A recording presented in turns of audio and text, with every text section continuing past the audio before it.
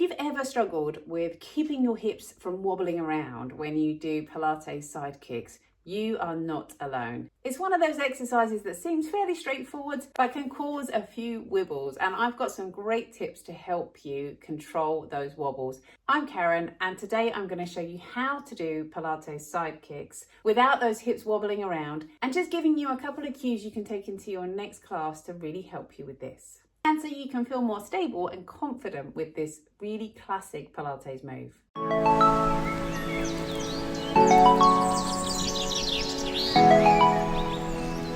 So let's get started down on our sides. And a really simple cue I always start with is feeling like you line yourself up with the edge of your mat. So use that as a guide. So if I come on down here, I'm going to make sure my body is in line with the mat. Now, some people find the arm here is a bit uncomfortable, so do feel free to move your arm or even pop a cushion between your head and your arm.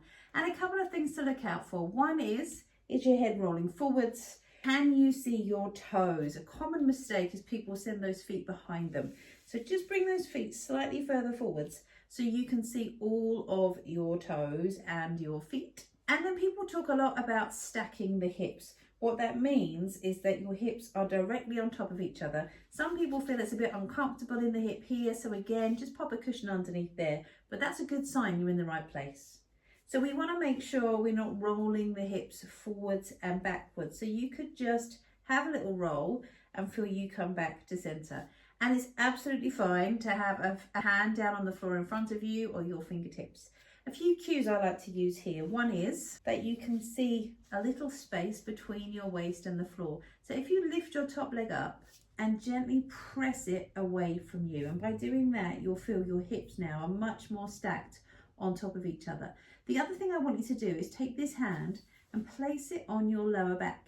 And if you gently press your back into your hand, can you feel how the tummy muscles respond to that? And that's going to keep you nice and stable. Same with this bottom foot. Feel that your little toe and your heel are both down on the floor, so we're not rocking and rolling, and that will help you keep the inner thigh nice and stable. So hand down on the floor, top leg lifted, and we're going to gently breathe out, bring this leg forwards, and breathe in, bring the leg behind you. So breathe out, come forwards, and we're going to pull your toe in towards you, and breathe in, come back. And as you're doing this move with me, feel you've still got that little bit of space here. And the other thing you might want to feel is that you're sending the leg away. So we want to make sure we're not shortening the hip here. So keep pressing the leg away. Breathe out, come forwards. Inhale, come back, and keep an eye on the little toe and the heel staying down on the floor. And then you could keep an eye on how that back presses into your hand.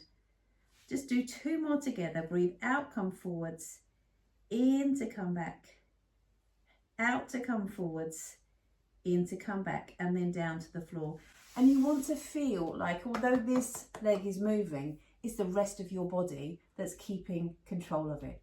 And yes, you might feel a bit wobbly at first, but always come back to those little cues, that foot being down on the floor, that connection through your tummy, that lift through the side.